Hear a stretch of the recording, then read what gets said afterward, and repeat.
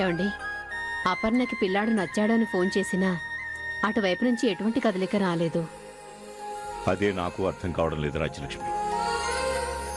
అసలు దీక్షితుల వారు వాడికి చెప్పారా లేక పని ఒత్తిడిలో మర్చిపోయారా అని నా అనుమానం. ఒకసారి ఫోన్ చేసి కనుక్కోండి.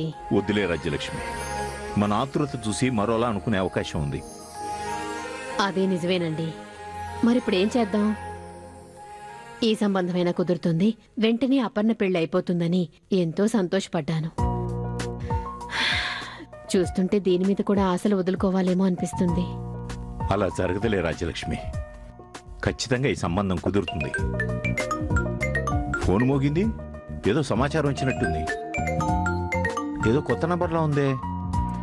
హలో, నమస్కారం అండి, వెంకటపతి రాజావారు. నమస్కారం. ఎవరు?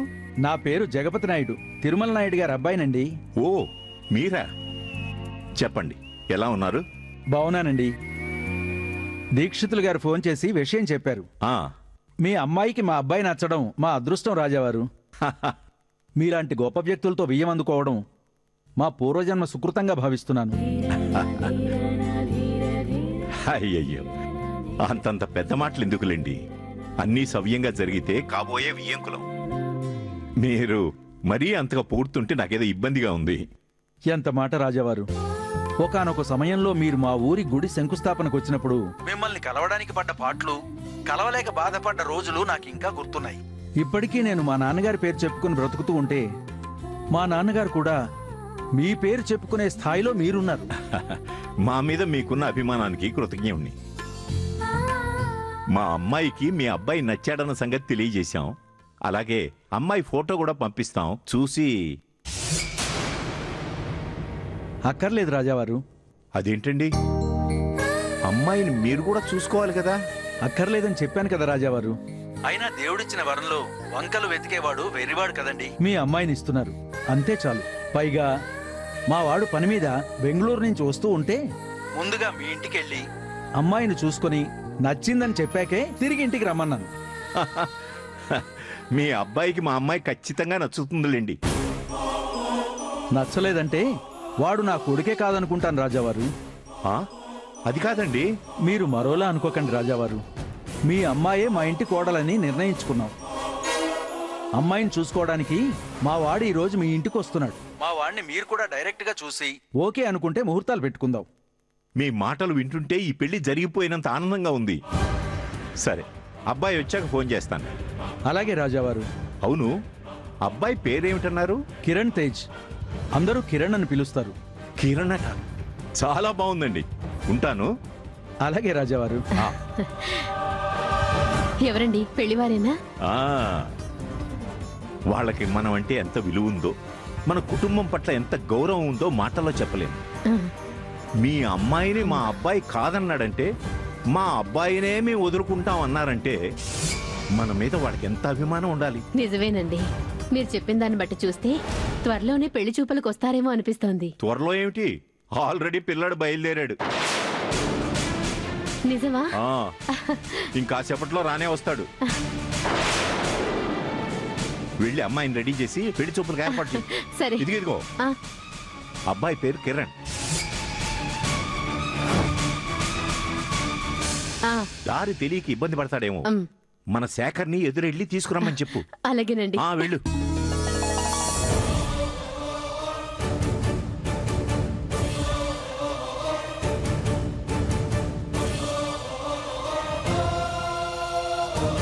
ఓరి దేవుడా, పరిస్థితి చూస్తుంటే నేను ఐ లవ్ యూ చెప్పేలోపే అపర్ణకి పెళ్ళైపోయేలా ఉందే. నో, అలా జరగకూడదు. వెంటనే వెళ్ళి నా లవ్ సంగతి అపర్ణకి చెప్పేస్తాను. ఈ పెళ్ళి ఆపేస్తాను. అపర్ణ మర్దల్, వస్తున్నా.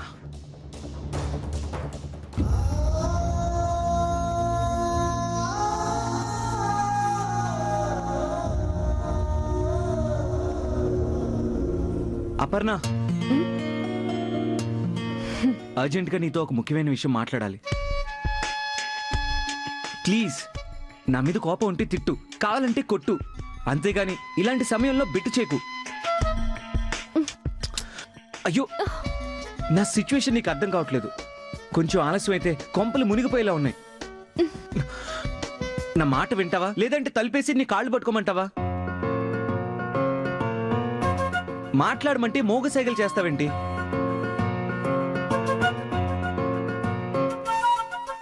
నువ్వు మాట్లాడవా?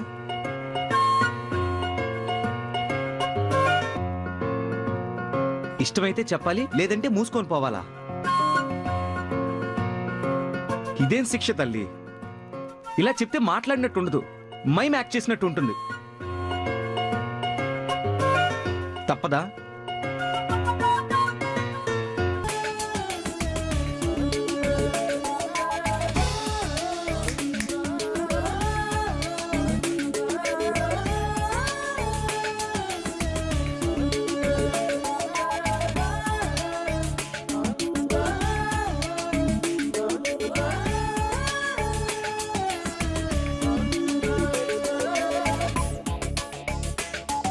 ఏం చేస్తున్నావు? నోరుంది కదా, మాట్లాడొచ్చు కదా. ఇప్పుడు అర్థమైంది కదా మోగ సైగలు ఎంత విసిగిస్తాయో. ఇప్పటికైనా మాట్లాడమంటావా, మోగ సైగలు కంటిన్యూ చేయమంటావా? వద్దులే, మాట్లాడు. దేని గురించి నీ బాధ? Dream girl గురించేనా? అవునపర్ణ, అర్జెంటుగా నా డ్రీమ్ గర్ల్ గురించి చెప్పాలి. ఓరి దేవుడో, డ్రీమ్ గర్ల్ గురించి మొదలు పెట్టాడంటే రోజంతా చెప్తూనే ఉంటాడు. ఆ సుత్తి భరించడం నా వల్ల కాదు.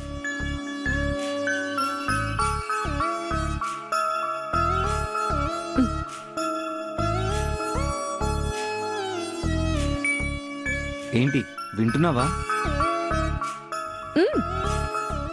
చూడు, డొంక తిరుగుడు లేకుండా డైరెక్ట్గా విషయం చెప్పేస్తాను. నా డ్రీమ్ గర్ల్, నా స్వప్న ఎవరో కాదు, నువ్వే.